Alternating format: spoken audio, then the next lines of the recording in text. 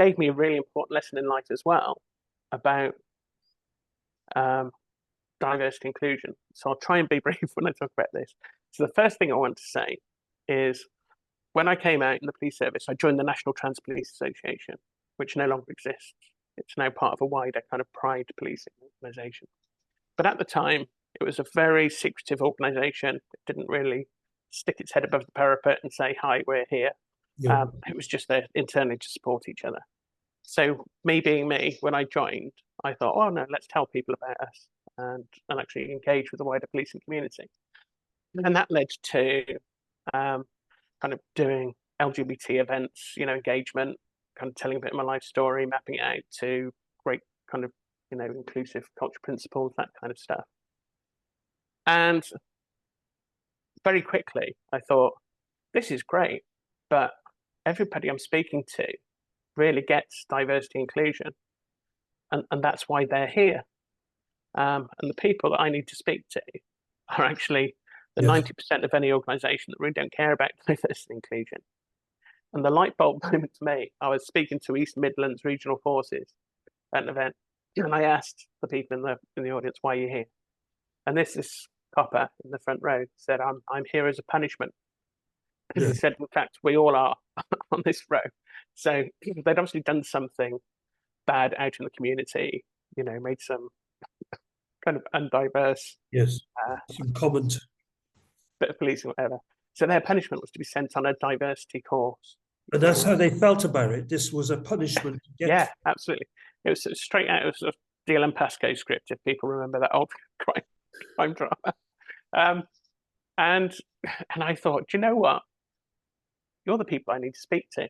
Yes. And we had a great conversation afterwards. And that happened in 2013, I think, that event. Combined with that, I was absolutely certain that I did more for positive trans representation by doing my job well, working for the police service, than I probably ever did attending diversity and inclusion events. So a typical scenario for me would be going to the classroom on a Monday morning with my co-trainer, Debs, and I say we'd have 9 or 10 officers in the classroom from all over the force. And I was early stage of my transition then. I looked very kind of different.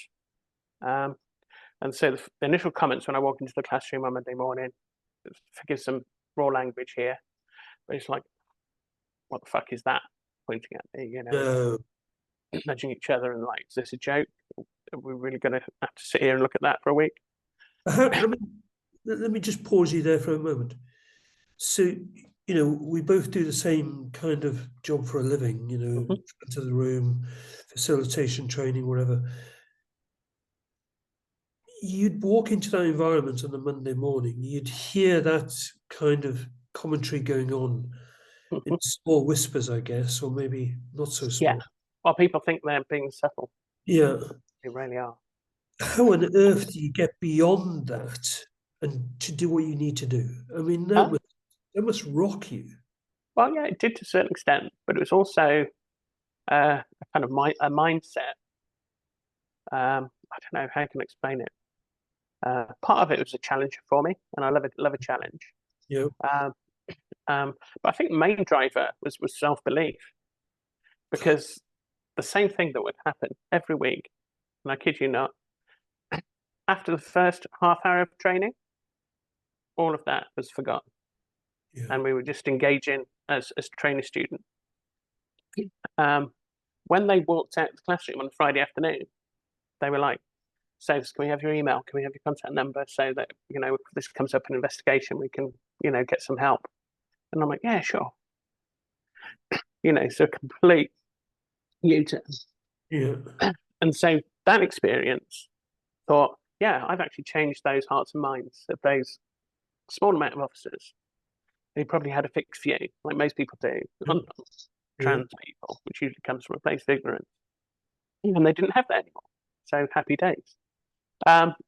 So good leadership, Sophie. Well, thank you. I mean, I really can't imagine what that must have felt like. I know, at the start of a session, you're getting yourself mentally ready, but to have that narrative in the background and to have to overcome that. Yeah. Well, do you know what? I think the other thing that got me through, and you'll appreciate this as a trainer, I've got this deeply held belief that the most important session of any training session is the introductions. Because that's where I get my intelligence from. That's where I find out all about people in the classroom. I get a sense of how they communicate, general kind of attitudes, what they're interested in. Because this group is different to the last group. Absolutely, yeah. And so the fun of being a trainer is that mental gymnastics of kind of when you're kind of delivering something, you kind of call back to something they said when they first came into the classroom, or, they made a comment, 2 days ago. And it's like brings them in, and they're like, oh my God, they're actually paying attention to what I'm saying, Yeah. And you create this kind of great kind of atmosphere in the classroom where people actually feel involved in the learning rather than just being kind of talked at. And that's what I love about the job. And so I think because my focus is so much on getting as much as I can out of that initial, tell me who you are, why you're here, what do you want to get out of the session, which some people write off as just the boring admin before the course starts. It's like that's where your mind for gold, in my opinion. Yeah. And so because my focus is on that, I think that's another thing that really helped me get over all the nonsense, that happened at the start. You've shown me in that story incredible courage and fortitude. Because, I've worked a little with police officers and, they can be quite forthright. Absolutely, they can. They don't hold back. No, I mean, I guess they need to be like that, to do some of the things they have to do. Yeah. But that's really inspirational leadership. Because I guess it would have been, for some people, a step too far to have to deal with that week in, week out. That's amazing. But I really like what you said there about, the people you needed to talk to aren't the people in front of you, they are that wider community. Absolutely. And I want to come onto that in a short second before I give you a quick kind of almost like life hack for anybody who's kind of involved with kind of interacting with police officers, and particularly in a learning environment. Police officers love telling stories about themselves. Yes. Yeah, that's one thing they all have in common. So as you can create those little platforms, during a session, it's like, oh, you must have experienced this. Tell me about when that happened to you. They light up, they tell their story, they get a bit of kind of, interaction and, joshing from, the rest of the group. But it really engages them in what you're trying to achieve. Yeah. I hadn't thought about it in that way before, but they do. Yeah. I mean, they see some really interesting Absolutely. situations, don't they? They have to deal with some really interesting situations. Yeah, that makes perfect sense. So the point I wanted to make about not speaking to the people I needed to speak to, that is one of the big drivers behind what we're trying to do at Belonging Base at the moment. So it's frustrating for me as a trans individual in 2024 having the same conversations that I was having in 2011, 2012, 2013. So it's clear to me that despite a kind of growth of a whole industry around diversity, equity, inclusion, belonging, the dial hasn't moved all that much. And if the dial has moved, it's more to do with changes in society at large rather than, any specific kind of corporate strategies around diversity inclusion. And this is not a lot of people will agree with me on this. I accept that, but it is, for me, it's an echo chamber. So as I say, brilliant people, great intent, speaking to other people who've got good intent, and then they all agree with each other, and they go away thinking, yeah, yes. But how do you reach all these other people? And quite a lot of the criticism around corporate diversity inclusion is something like, somebody else coined the term the diversity paradox, is that some of the events and some of these celebrations throughout the year are as exclusive as they are inclusive. Yes. you know. And that can be taken too far by people going, oh, why don't we have a straight pride and all that nonsense? And that is nonsense. But people generally feel, well, this isn't for me. It's not my life. You know, I'm here to do a job. You know, I'm here to make money for the company or, you know, achieve, you know, KPIs. I'm not interested in that. It doesn't speak to me. And as I said, so the challenge for me is how do you break those barriers down? And so Danielle and I thought long and hard about this. And we thought, well, all of our, particularly my work experiences, where they've been positive because of the people in my team and the people in my kind of department, my line management. And it's seldom been because a company's got a policy. You know, when I worked for West Mercia, they didn't have a trans inclusion policy. When I started in the gambling industry at Gala Coral, as was, which is now in town, they didn't have a trans inclusion policy. But what they did have was really great people working there who treated me with dignity and respect, talked to me like a fellow human being, and respected me for what I can actually bring to the job. And so we just got on like normal work colleagues, as you'd hopefully expect, because it's all about humans connecting with each other. Yes. And if you're in a good team, you know, if you want to characterize a good team, it's people that don't just turn up and transact with each other. It's people who generally turn up to support each other, and have each other's backs. And so, and now we're getting to that territory where people start talking about, oh, psychologically safe space. What does that Yes. mean? You know, so we talk about a team environment where you can, yeah, bring your authentic identity to the table without fear of any kind of negative comment or recrimination. But your viewpoint can get heard and it can get valued if you say something sensible, you know, and positive.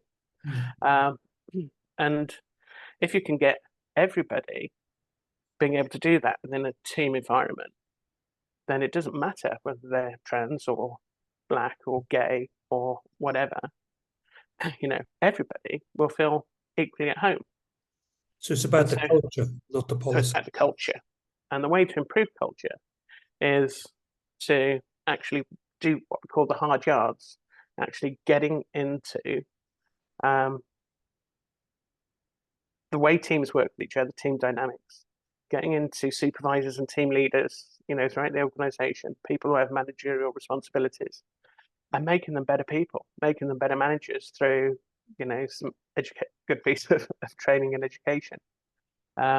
So I love a quote from a retired basketball player called John Amici. I don't know if you're aware of him. So he's got his own consultancy now, famous in the States for his basketball prowess.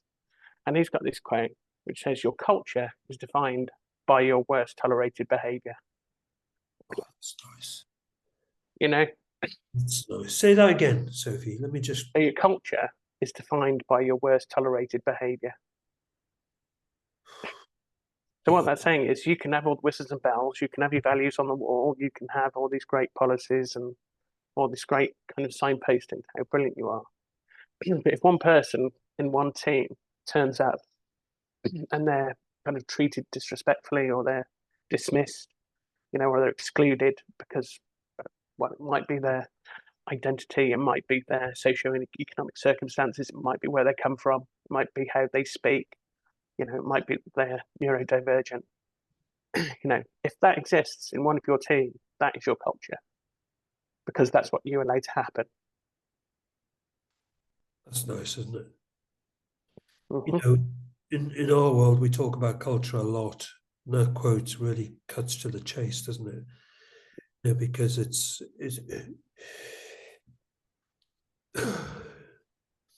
not the buzzwords, it's not the corporate values on the wall. It is about, you know, what we as leaders, as managers, tolerate or don't tolerate that will make the difference. Absolutely. And so if you start speaking to people in teams about how they interact with each other, if you start talking about, say, what their company values are, and ask them what do they mean? What do they mean to you when you come into work?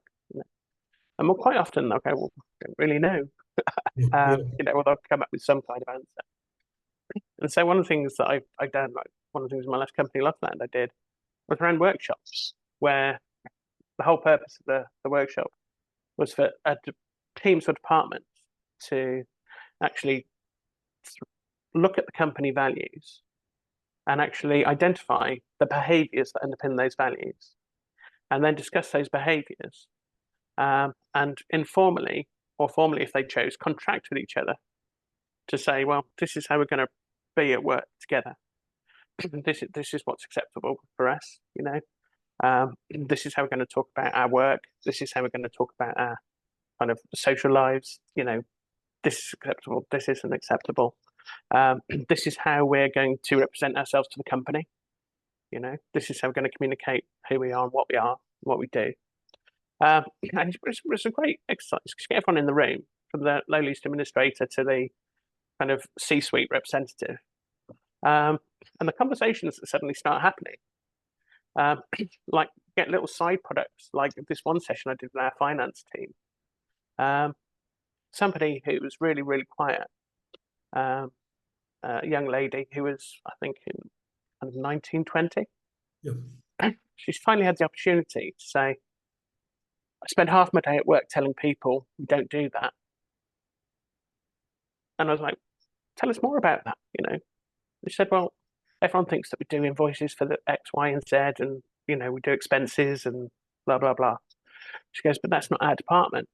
That's somebody else who does that. But I get asked this every day, and it takes up on whole, 50% of my working day. And so then you've got a director of finance going, what, really? How come? Why don't I know about this? Yeah. And you kind of break down so many barriers. I don't know how many companies you've worked in where almost like your middle management is almost like a shield.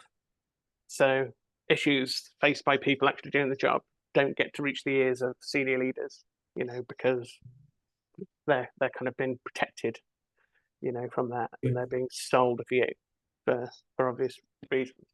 And so when you create these environments where people are just having great conversations with each other, then you solve all sorts of kind of business problems, transactional problems, but you also create this psychologically safe space, because if you've got the memory of a session or even a little charter, if you want to go kind of formal, then anybody in that team, if they hear somebody being disrespectful to somebody else, they can say, oh, do you remember? We discussed that. That's not us. It's not us as a team.